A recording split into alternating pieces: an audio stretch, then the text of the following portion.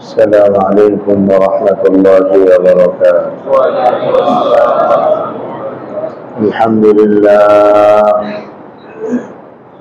لله نحمده ونستعينه ونستغفره ونؤمن به ونتوكل عليه ونعوذ بالله من شرور أنفسنا ومن سيئات أعمالنا.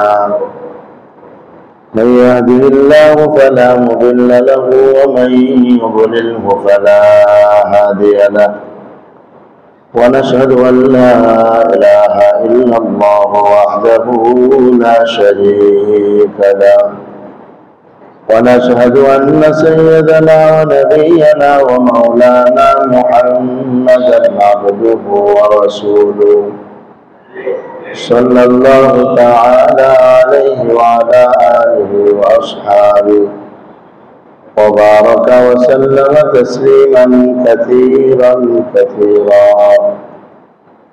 أما بعد فأعوذ بالله من الشيطان الرجيم. بسم الله الرحمن الرحيم.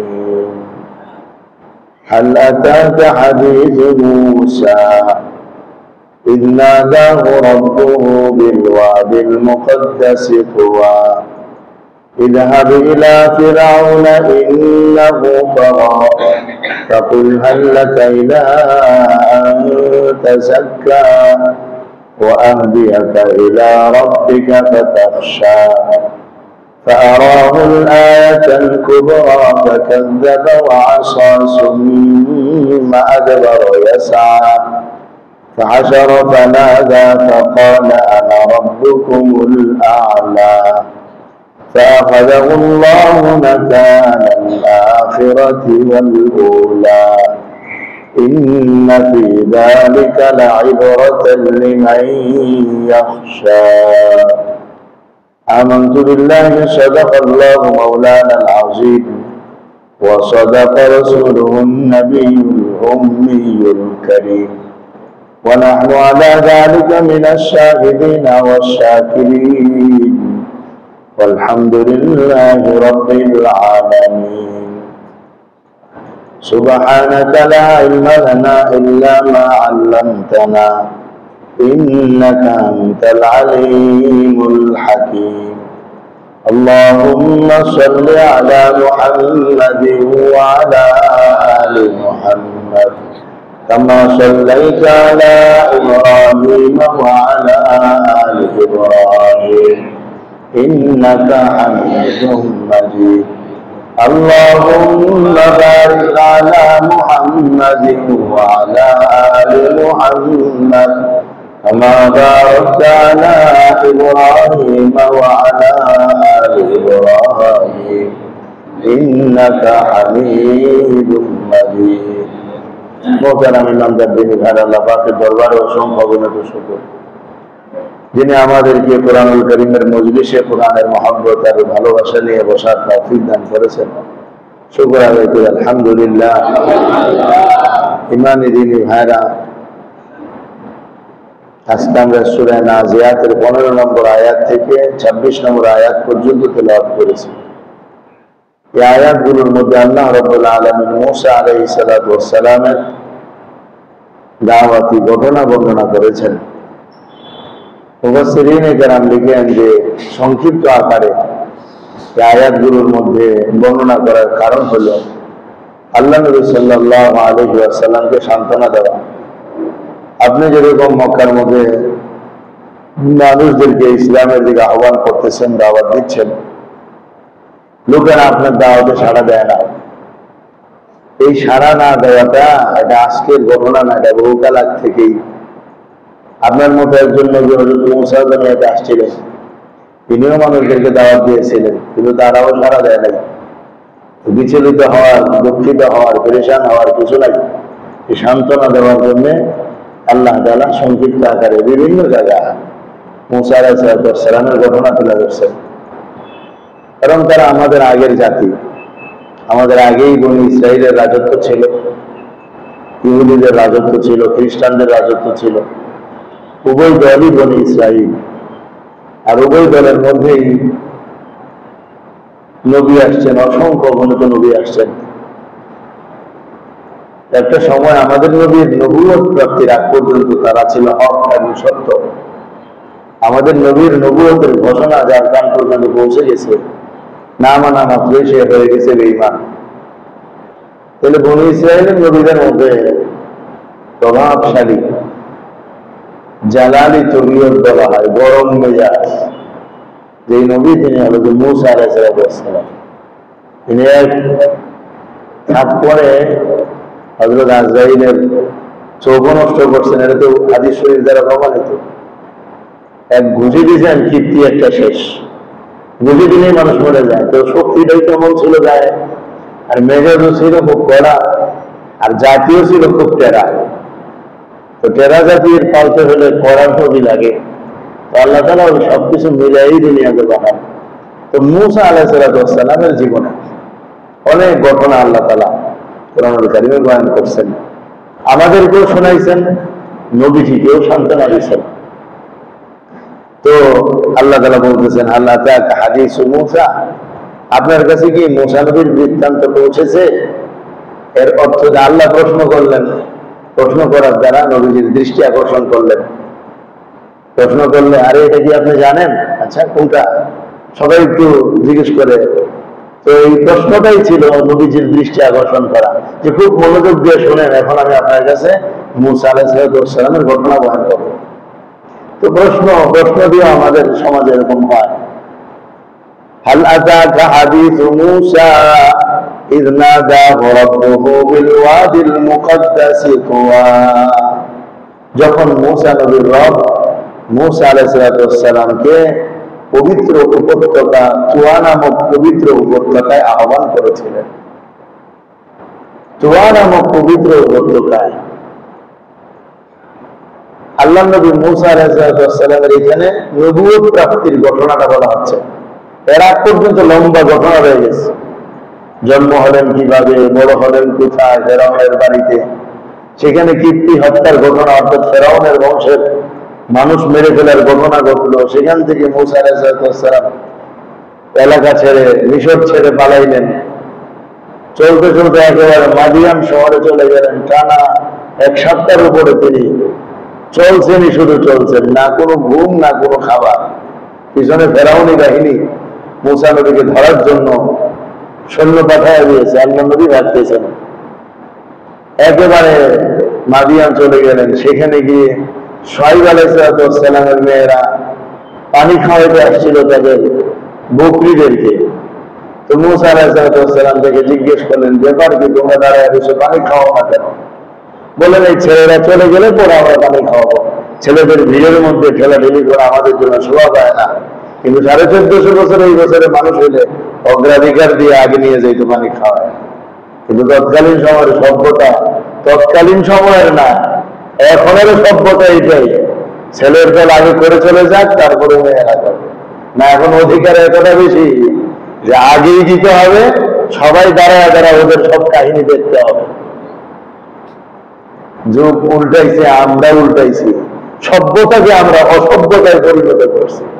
এটা সভ্যতা না যে মেয়ের আগে রাখতে হয়, এটা 1 নম্বরের অসভ্যতা।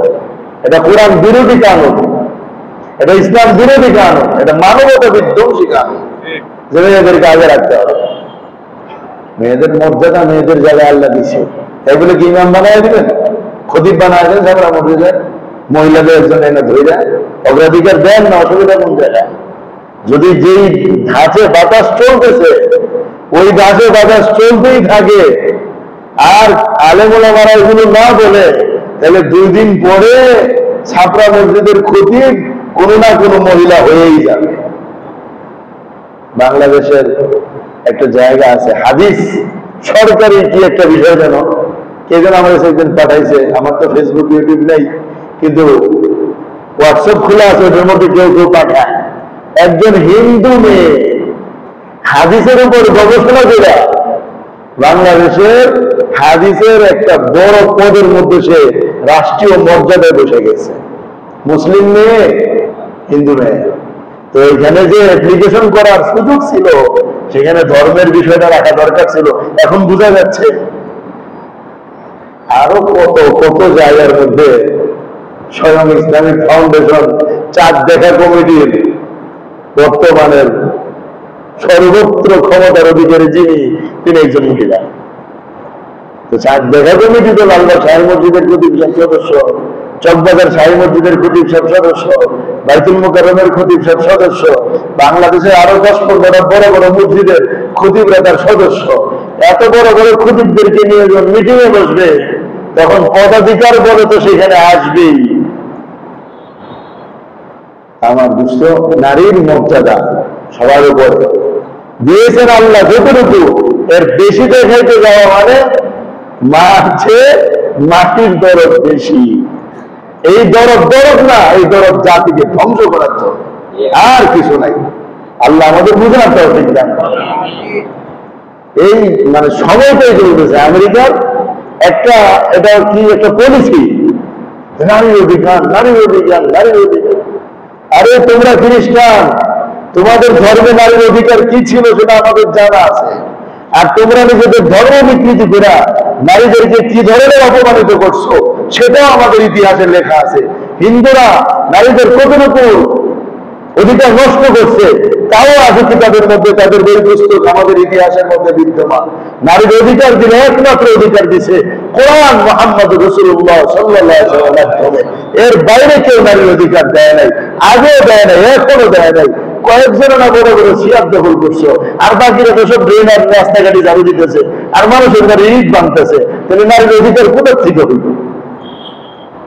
আল্লাহ আমাদের বুঝার তৌফিক দান করেন।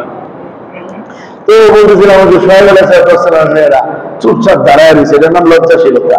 আর এখন লজ্জা আছে কিছু? ধাক্কায় খেইলা আরো নিজেরা ধাক্কা নিয়ে যা, দোষ নেই। কারো যা লাগলে এই বেয়াদব আপনার কিছু শিখায় না? রেলের ভিতরে, বাসের ভিতরে, গাড়ির ভিতরে, বাজারে ছেলেদের সমানে কথা শুরু করে। ছেলেরা তো যে যুগের সবচেয়ে বড় অপরাধ, একদম চুপ হয়ে দাঁড়ায় আছে, কি শুরু করার নাই তাদের। আল্লাহ আমাদেরকে বুঝ দান করেন। জ্ঞান বিজ্ঞানে শিখা আর সত্যি মানুষ মূর্খত্ব খারাপ হয়ে যেতেছে। জ্ঞান শিখা মানুষ মূর্খত্ব খারাপ হয়ে যেতেছে। আগের মানুষের এত জ্ঞান ছিল না, আমাদের বাপদাদের এত জ্ঞান ছিল না, আপনাদের মুরব্বীদের এত জ্ঞান ছিল না, কিন্তু সভ্যতা ছিল তাদের ঘরে সবার আগে। জ্ঞান যদি করবে তাদের ঘরের ছেলেপেলেরা কখনো সাহস করতে পারে নাই। আর আমরা আজকে পড়াশোনার শিক্ষা সমানে আমরা বেয়াদবি করতেছি। না আদব কায়দা আমাদের মুরব্বীদের আছে, না বড়দের কোনো সম্মান আছে, না মুরব্বীদের কোনো ইজ্জত আমাদের কাছে আছে। অথচ শিক্ষার হার আগের থেকে বাড়ছে না কমছে? তো আগে তো শিক্ষার হার কম ছিল। আপনারা এখন যারা স্বাগত মুরব্বী, আপনাদেরকে আপনারা বড়দের কতটুকু সম্মান করছিলেন সেটা বলেন। আর এখন আপনারা আমাদের থেকে কতটুকু পাচ্ছেন সেটা বলেন। আকাশ জমিনের ব্যবধান এখন কোথায় গেল? তো মুসা আলাইহিস সালাম বলছেন, আচ্ছা আসো, আমি তো পানি খাওয়াই দিই। একাই ঢাকনাটা সরাই পানি খাওয়াই দিচ্ছে। বাড়িতে চলে গেছে সময়ের আগে। বাবা জিজ্ঞেস করেন, এত তাদের আসলে দিব? বলছে, আপনার যান, একজন শক্তিশালী যুবক আমাদের পানি খাওয়া দিছে। তো বাবা বললেন, ছেলেটাকে ডেকে নিয়ে আসো, বদলা দেওয়া দরকার, অনুগ্রহ করলে তো প্রতিদান দেওয়া দরকার।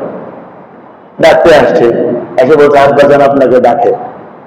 এখন মেয়েটা আগে আগে চলতেছে, মেয়েটা আগে আগে চলতেছে, মুসা আলাইহিস সালাম পিছনে পিছনে চলতেছে। এই 2-1 কদম চলার পরে মুসা আলাইহিস সালাম বললেন, তুমি পিছনে থাকো, আমি সামনে থাকি, ডান বাম বলে দিও। কি জন্য বলছেন?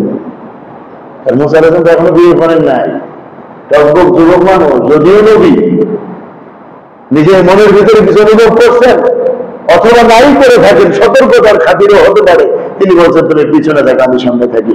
আমার সামনে যদি একটা মেয়ে হাঁটে, তাহলে আমি যত বড় বিশ্বাসী হই না কেন, শয়তান কি বসে দিচ্ছে, আমার কি কুমন্ত্রণা দিবে না? তো সতর্কতা পিছিয়ে বসানো দরকার। এই জন্য নবীজি সাল্লাল্লাহু আলাইহি ওয়াসাল্লাম বলছেন, আখিরুহুন্না মিন হাইসু আখারাহুল্লাহ, নারীদেরকে পিছনে রাখো যেমন আল্লাহ পিছনে রাখছেন। হাদিস। মুসলমান হইতে চাইলে মানতে হবে হাদিস, না মানলে মানেন না, ঝগড়া করতে দরকার নাই। তো আমি তো আপনার সাথে ঝগড়া করতে বসি নাই, আমি শুনে দিয়ে চলে যাবো, আমার কাজ শেষ। আল্লাহ নবী বলছেন আখিরুহুন্না মিন হাইসু আখরাহুন্না আল্লাহ, এদেরকে পেছনে রাখো, আল্লাহ যেমন পেছনে রাখছে। এর মানে আপনি যদি সামনে নেবেন তো আল্লাহর তারতিবের লঙ্ঘন করা হইলো।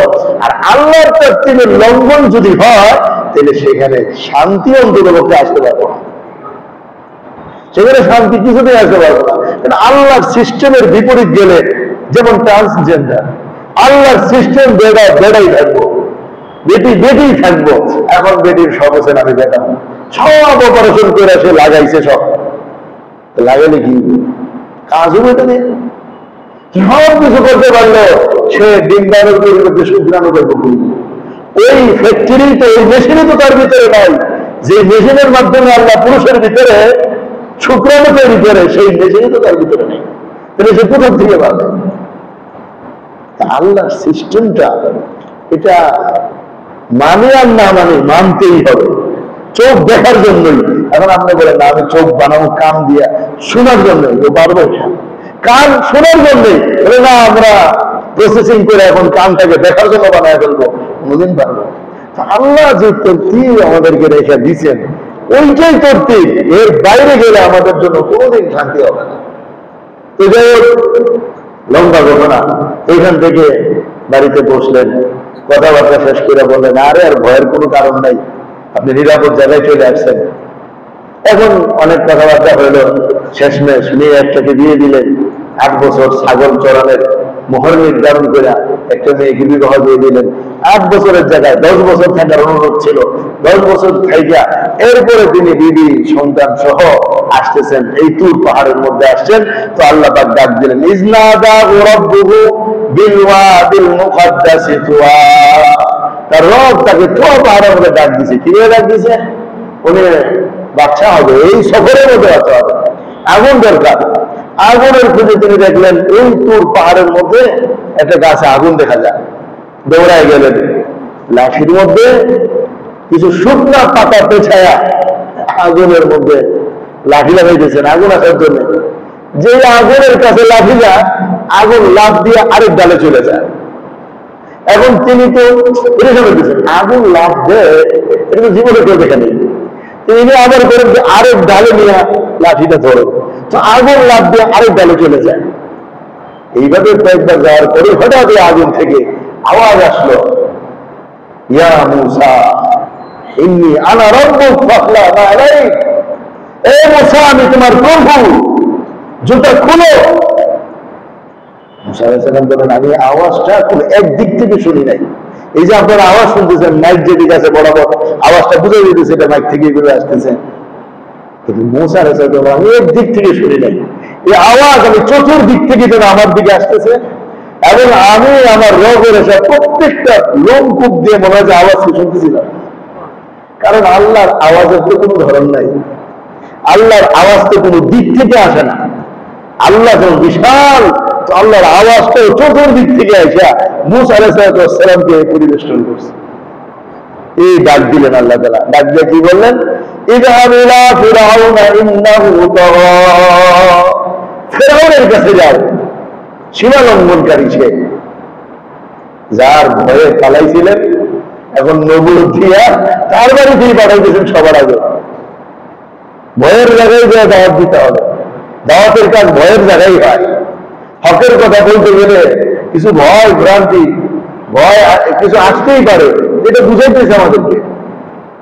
গেলেন ফেরাউনের কাছে, এখন উনি চলে গেলেন ফেরাউনের কাছে। মাঝখানে আরো অনেকটা ঘটনা আছে। কি ঘটনা? আল্লাহকে বলেন, আল্লাহ আমি তো দেখলাম আমার কথা স্পষ্ট, আমার এই অবস্থাটা আপনি একটু ভালো করে দেন যাতে মানুষ আমার কথা বুঝতে পারে। তো আল্লাহ তাআলা ওই পরিমাণ ভালো করে দিয়েছেন যাতে মানুষ কথা বুঝতে পারে। আমাদের নবী সাল্লাল্লাহু আলাইহি ওয়াসাল্লাম ইরশাদ করেছেন, মূসা আলাইহিস সালাম যদি সেদিন এই দোয়া করতেন, আল্লাহ আমাকে পুরোপুরি ভালো করে দেন, তাহলে আল্লাহ পুরোপুরি ভালো করে দিত। কিন্তু উনি বলছেন আল্লাহ এই পরিমাণ যাতে মানুষ আমার কথা বুঝতে পারে, আল্লাহ এই পরিমাণে দিয়েছে, মানুষ যেত। এই জন্য আমরা আল্লাহর কাছে চাইলে পরিমাণ নির্ধারণ করে চাইবো না, চাইলে বড় করে চাইবো, বেশি করে চাইবো। কথা বলছি ভাই, এই 2 বছরের জন্য চাইলাম, এই অল্প সময়ের জন্য চাইলাম না, চাইলে আমরা একদম মৌত পর্যন্ত বড় করে চাইবো। আল্লাহ দিবেন তো, এটা তো আমার কোনো ভিজিট লাগবে না, আমি কেন কম চাইবো? মুসা আলাইহিস কম চাইছেন, কম পাইছেন, বেশি চাইতেন, বেশি পাইতেন। এরপরে আল্লাহ তাআলা ভালো করে দিলেন। পরে দেওয়া কথা, আল্লাহ ফেরাউনের বাড়িতে আমি আবার যাবো, সেটা আমার শত্রু, আমার তো ভয় হয়, না জানি আমাকে মারে, কারণ আমি তো ওর বংশের একটা মেরে আসছিলাম। তা আমার হারুনকে আমার সাথে একটু দিয়ে দেন, আমার ভাই, বড় ভাই হারুন, হারুনকে আমার সাথে নবী বানায় দেন। আল্লাহ বলছেন, যাই হারুনকে তোমার সাথে নবী বানায় দিলাম। হযরত হারুনকে নিয়ে আবার ফেরাউনের বাড়িতে হাজির। যা কি বলতেছেন, فهل لك فقل هل لك إلى أن تزكى وأهديك إلى ربك فتخشى। এই ফেরাউন, তুমি কি চাও নিজেকে পবিত্র করতে, এই গুনাহের অলিম্পতা থেকে মুক্ত হয়ে নিজেকে পাকসাফ করতে চাও? এক এক জায়গায় এক এক ধরনের বক্তৃতা আল্লাহ তাআলা উঠাইছেন। কোথাও এটা বলছেন, কোথাও অন্যভাবে বলছেন, কোথাও সরাসরি দাওয়াত দিয়েছেন, কোথাও বলছেন বনি ইসরাঈলকে আমার সাথে দিয়ে দাও। বিভিন্ন ধরনের কথা আছে। ওয়াদিয়াকা ইলা রাব্বিকা ফাতাখশা, আর আমি তোমাকে সঠিক পথ দেখাবো, তোমার রবের পথ দেখাবো, যেন তুমি ভয় করতে পারো। সুতরাং তুমি ভয় করো তোমার রবকে। তো এখন ফেরাউন কথা শোনা যে, মুসা তুমি ওই লোক না যে আমার বাড়িতে খানা খাওয়া বড় হয়েছিল? হ্যাঁ, আমি তো ওই লোক। আলাম নুরাব্বিকা ফীনা ওয়ালিদা ওয়ালাবিসতা ফীনা মিন উমরিকা সিনিন। আরে তুমি আমার বাড়িতে খাওয়া বড় হয়েছো না? কাহা আমি তো আপনার বাড়িতে খেয়েই বড় হয়েছি, তা আবার আমারও তুমি দাওয়াত দিতে আসছো।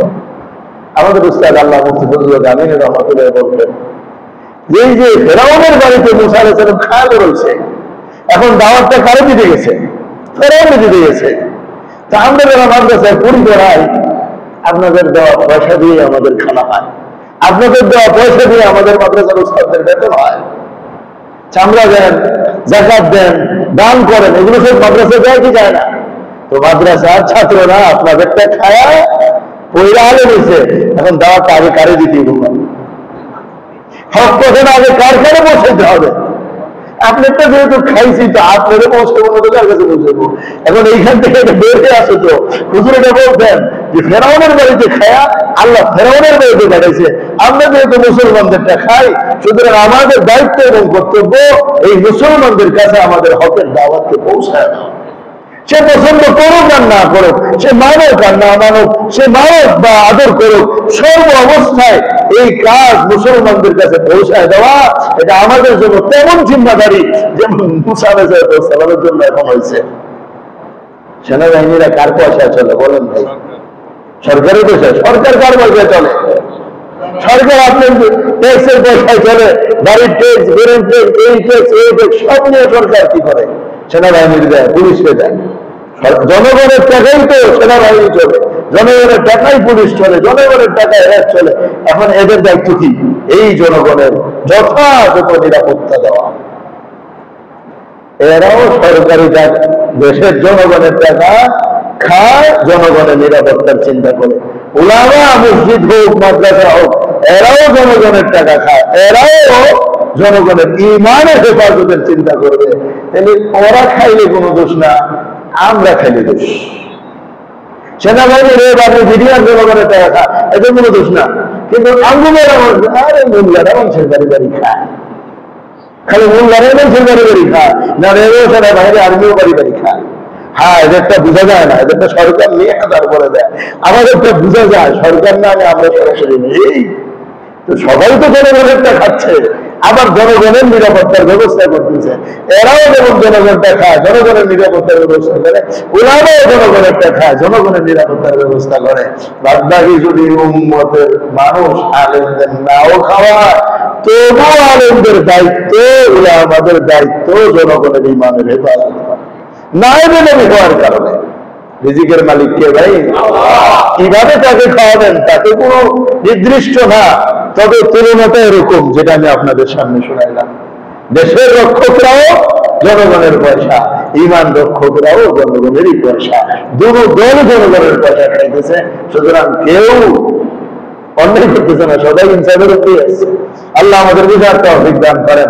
এখন ফেরাউন বলছে, আচ্ছা আমারটাই তো খাইছো, ওই জন্য তো আপনার বাড়িতে দাওয়াত দিতে এসেছি, আপনারটা খাই দিকে আপনার কাছে আসছে। ওটা মানেন কোনা, তুমি মানুষ মারা গেছো আমার বাড়িতে, তোমার এখন খবর আছে। আচ্ছা মুসা, তুমি যে আসছো তোমার কোনো দলিল আছে? বলে হ্যাঁ দলিল আছে। কি দলিল? বলে সাপ যে লাঠি ছিল, আল্লাহ বলেন ফারাহুল আয়াতাল কুবরা ফাকাযাবা ওয়া আসা, যে লাঠিটা ছিল ওই লাঠিটা ছেড়ে দিয়েছে। লাঠিটা ছেড়ে দেওয়া মাত্রই এত বিশাল একটা সাপ হয়েছে, ফেরাউনের পুরা ঘর ভরে গেছে সাপ।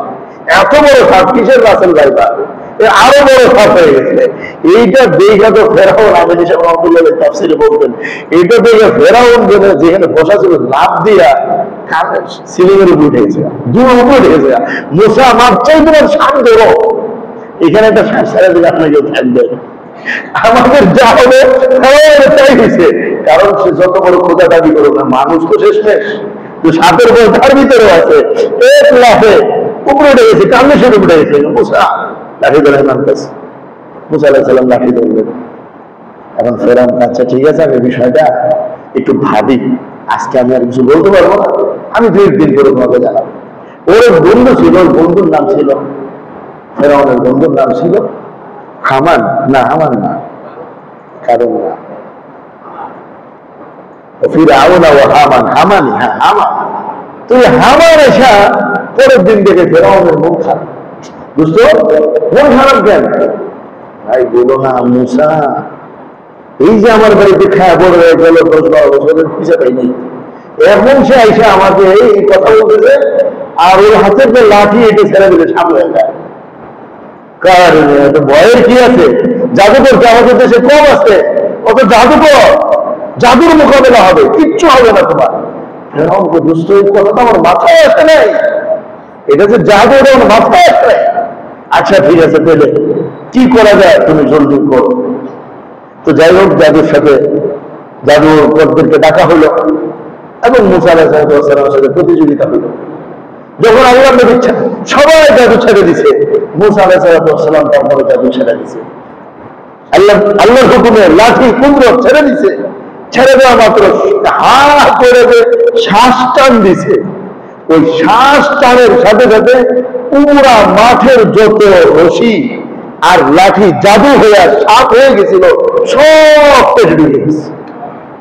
এক মুহূর্তের মধ্যে মাঠ খালি, কোনো কিছু নাই। এখন সাপ তো বড়, ক্ষুধা তো অনেক, এত পুরা দৌড়াদৌড়ি শুরু করেছে মাঠের মধ্যে। এখন ডানে বামে যা ছিল সবাই ঘোরাঘুরি করে যার যার মতো দৌড়াদৌড়ি শুরু করছে। মুসা আলাইহিস সালাম লাঠি ধরছেন, সাথে সাথে সমস্ত জাদুকররা সেজদায় করে বলতে আমান্না বিরব্বি হারুন ওয়া মূসা, আমরা সেজদায় করে গেলাম মুসা আর হারুনের রবের উপরে ঈমান আনলাম। এই কথা বলা মাত্র ফেরাউন গেছে রাজা, কি আমার দেখায় আমার পুরস্কার নিবা, আমার তো বেরা মুসার উপরে ঈমান, কিছুতেই বলা হবে না, তোমাদেরকে শাস্তি দেওয়া হবে। ডান হাত বাম পা এইভাবে কেটে কেটে শত শত জাদুকরদেরকে খেজুর গাছের ফাঁসির কাষ্ঠে ঝুলাইয়া শহীদ করে দিল। কিন্তু সে মানল না। আল্লাহ বলেন ফাকাদ্দাবা ওয়া আসা, সে মিথ্যা প্রতিপন্ন করলো এবং অবাধ্যতা করলো। সুম্মা আদবারা ইয়াসআ, অতঃপর মুখ ফিরিয়ে দিল মুসা নবীর দাওয়াতি কার্যক্রম থেকে। ইয়াসআ, ওই দাওয়াতকে নস্যাৎ করার জন্য হাজারো রকমের চেষ্টা করে। ফাহাশারা ফানাদা, বনি ইসরাঈলকে তার জনগণকে জমা করছে। ফাকালা আনা রাব্বুকুমুল আ'লা, ঘোষণা দিল, শোনো মুসা তোমাদের যে রবের কথা বলে আসলে সেটা কোনো অরিজিনাল রব না। অরিজিনাল রবকে আমি তোমাদের সবচেয়ে বড় খোদা। সে নিজেকে সবচেয়ে বড় খোদা ঘোষণা করছে, অথচ সে নিজে গরুর পূজা করতো। কিসের পূজা? নিজে করতো গরুর পূজা, আর মানুষকে করাইতো নিজের পূজা। তাহলে ফেরাউন অরিজিনাল কিসের পূজা করতো? গরুর পূজা করতো। তাফসীরে জালালাইনের মধ্যে এই বিষয়টা আছে। فقال انا ربكم الاعلى فاخذه الله نكال الاخره والاولى, আল্লাহ তাআলা তাকে পাকড়াও করলেন দুনিয়ার মধ্যেও আখিরাতের মধ্যে। দুনিয়ার শাস্তি এবং আখিরাতের শাস্তিতে আল্লাহ তাকে পাকড়াও করলেন। দুনিয়াতে কি করলেন? পানির মধ্যে ডুবে আল্লাহ তাআলা মেরে ফেলাইলেন। আর কিয়ামত পর্যন্ত শাস্তির মধ্যেই থাকবে, এরপর অনন্তকালের জন্য জাহান্নামের মধ্যে ভোগ করতেই থাকবে। ইন্না ফী যালিকা লাইবরাতাল লিমান ইয়াখশা। এই কিচ্ছা কি জন্য শোনাইলেন? কেন মুসা আলাইহিস সালামের গল্প ঘটনা আমাদেরকে শুনাইলেন? আল্লাহ বলেন ইন্না ফী যালিকা লাইবরা, নিশ্চয়ই এই ঘটনার মধ্যে শিক্ষণীয় বিষয় আছে। কার জন্য? লিমান ইয়াখশা, যে আল্লাহকে ভয় করে তার জন্য। যে আল্লাহকে ভয় করে না, আরে কত কিচ্ছা শুনছি আমরা, কিন্তু যে আল্লাহকে ভয় করে সে বলবে যে না, আমার এখানে শিক্ষার বিষয় আছে। কি শিক্ষা? দোস্ত, নবী আসছে দাওয়াত নিয়ে, ফিরাউন দাওয়াত মানে নাই, আল্লাহ গজব দিয়ে শেষ করে দিছে। এখনো দাওয়াত চলতেছে না? চলতেছে না ভাই? দুনিয়াতে বহু দাওয়াত চলতেছে, তবলিগওয়ালারা দাওয়াত দিতেছে, ওলামা দাওয়াত দিতেছে, দিনদার দাওয়াত দিতেছে, যে কোনো দিনদার অপর একজনকে দাওয়াত দিতেছে।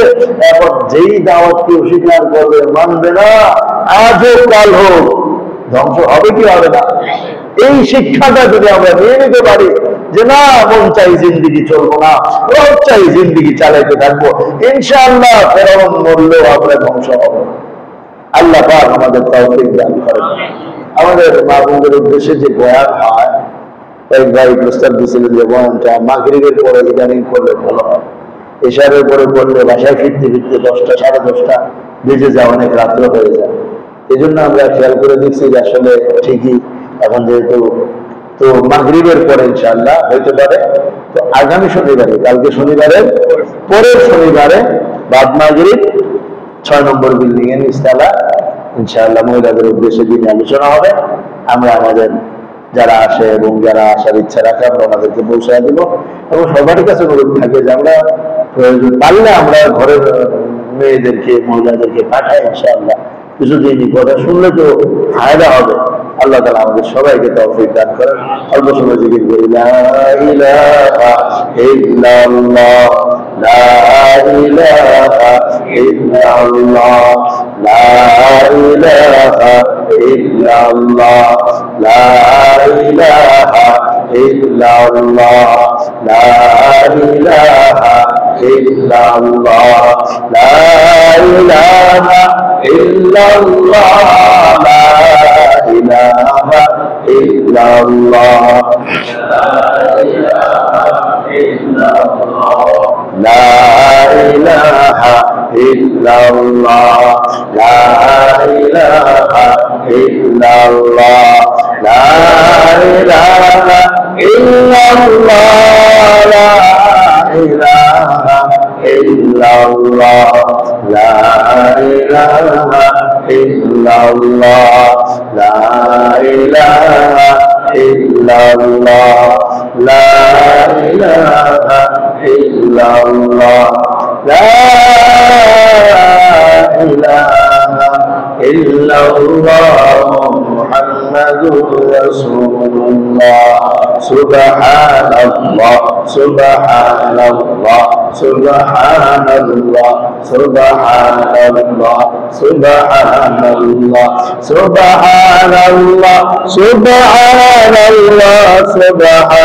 সুবহানাল্লাহ, সুবহানাল্লাহ, সুবহানাল্লাহ, সুবহানাল্লাহ, সুবহানাল্লাহ, সুবহানাল্লাহ, সুবহানাল্লাহ, সুবহানাল্লাহ, সুবহানাল্লাহ, সুবহানাল্লাহ, সুবহানাল্লাহ, সুবহানাল্লাহ, আলহামদুলিল্লাহ, আলহামদুলিল্লাহ, আলহামদুলিল্লাহ, আলহামদুলিল্লাহ, আলহামদুলিল্লাহ, আলহামদুলিল্লাহ, আলহামদুলিল্লাহ, আলহামদুলিল্লাহ, আলহামদুলিল্লাহ, আলহামদুলিল্লাহ, আলহামদুলিল্লাহ, আলহামদুলিল্লাহ, আলহামদুলিল্লাহ, আলহামদুলিল্লাহ, আলহামদুলিল্লাহ, আলহামদুলিল্লাহ, আলহামদুলিল্লাহ, আলহামদুলিল্লাহ,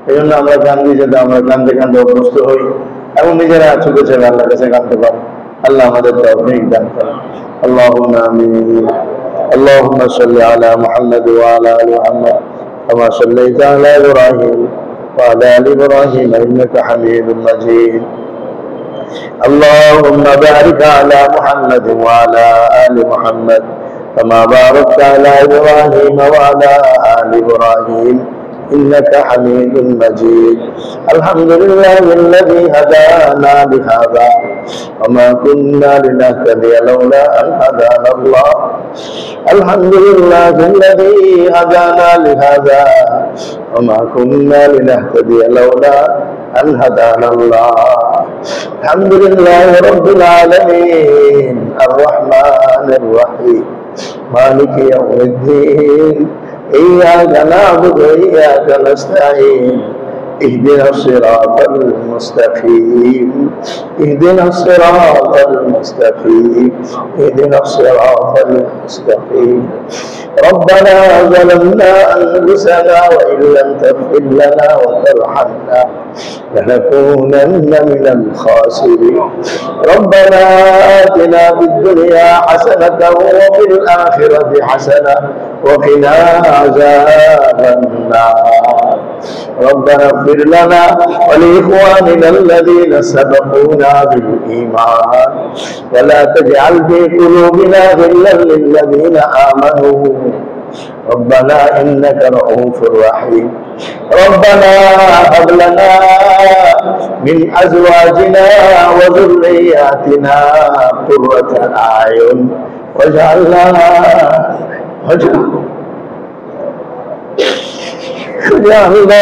للمتقين إماما واجعلنا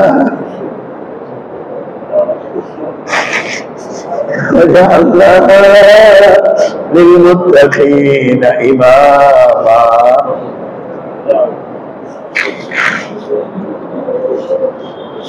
ربنا هب لنا من أزواجنا وذرياتنا قرة أعين واجعلنا للمتقين إماما. ربنا آتنا في الدنيا حسنة وفي الآخرة حسنة وقنا عذاب النار. أي الله গুনাহগার বান্দা আপনার মুবারক দরবার হাত রেখেছি, কুরআনুল কারীম সামনে নিয়ে কিছু কথা বলার চেষ্টা করছি। আয় আল্লাহ ভুলভ্রান্তি বলে ফেললে মাফ করে দেন আল্লাহ। আয় আল্লাহ সঠিক কথা বলবার, সঠিক কথাগুলো মনে রাখবার, বুঝবার তৌফিক আমাদের সবাইকে দান করেন। আল্লাহ আমরা গুনাহগার, আপনার কালামের মহব্বত করে এখানে বসি। আল্লাহ আপনার কালামের ভালোবাসা নিয়ে অনেক ভাই বসে রয়েছে। আল্লাহ আল্লাহ আসে মাগরিবের সময় আসছে, এখনো যায় নাই মাওলা, কোরআনের ক্লাস করছে, এখন কোরআনের আলোচনা শুনছে। আল্লাহ আপনার কালামের ভালোবাসা তো আপনারই ভালোবাসা। আল্লাহ মেহেরবানি করে আপনি আমাদেরকে মাফ করে দেন আল্লাহ। আল্লাহ আমাদেরকে মাফ করে দেন। আল্লাহ আমাদের মাফ করে দেন। আল্লাহ আমাদের জিন্দেগিটা আপনার বন্দিগির দ্বারা সাজায় দেন। আমাদের জিন্দেগিটা আপনার বন্দিগির দ্বারা সাজায় দেন। আল্লাহ আমাদের ছোট বড় কবিরা সগীরা শিরকি বেদাত যারা অজানা ইচ্ছা অনিচ্ছায় প্রকাশ্যে গোপনে যত গুনাহ করে ফেলেছি, আল্লাহ সব গুনাহ মাফ করে দেন, সব গুনাহ মাফ করে দেন। আল্লাহ তামাম দিনের মুসলমানদের মাফ করে দেন, ফিলিস্তিনের মুসলমানদেরকে মাফ করে দেন। আল্লাহ বড় কষ্টের ভিতরে আল্লাহ জিহাদের হুকুম বাস্তবায়ন করে যাইতেছে। আল্লাহ আল্লাহ আমাদেরকে তাদের জিহাদে শরীক হওয়ার তৌফিক দান করেন। আল্লাহ কাফেরদের বিরুদ্ধে আল্লাহ ফিলিস্তিনের মুসলমানদের জিহাদকে কবুল করেন। আল্লাহ তাদেরকে সাহায্য করেন, বিজয় দান করেন। যেমন বদর উহুদে খন্দকে বিজয় দিয়েছিলেন, আল্লাহ যেমন আফগানিস্তানে বিজয় দিয়ে দিয়েছিলেন, আল্লাহ ফিলিস্তিনে বিজয় দিয়ে দেন। আল্লাহ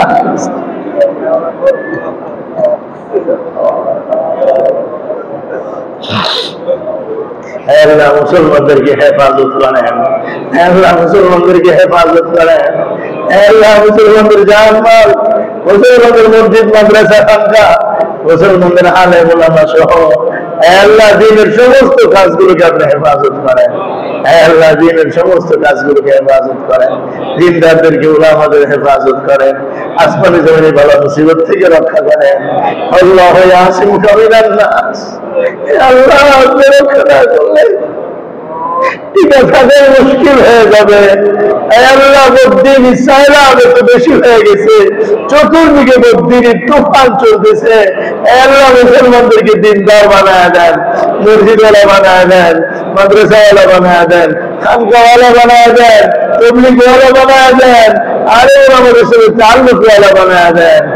আল্লাহ আপনি আমাদের দোয়াকে কবুল করেন, আল্লাহ আমাদেরকে মাফ করে দেন, আমাদের দোয়াকে কবুল করেন, আমাদের প্রত্যেকের জীবনকে শান্তিময় করে দেন, অশান্তির আগুন দিন থেকে দূর করে দেন। আল্লাহ পারিবারিক ভাবে শান্তি দান করেন, ব্যক্তিগত জীবনে শান্তি দান করেন, সামাজিক জীবনে শান্তি দান করেন, রাষ্ট্রীয় জীবনে আন্তর্জাতিক জীবনে শান্তি দান করেন। আল্লাহ মুসলমানদের উপর দয়া করেন। আল্লাহ দাওয়াতের কাজকে ব্যাপক করে দেন, দাওয়াতের কাছে প্রভাব সৃষ্টি করে দেন। আল্লাহ আমাদের ভালো মানুষ বানায় দেন, বদ্দিনীকে খবর করে দেন।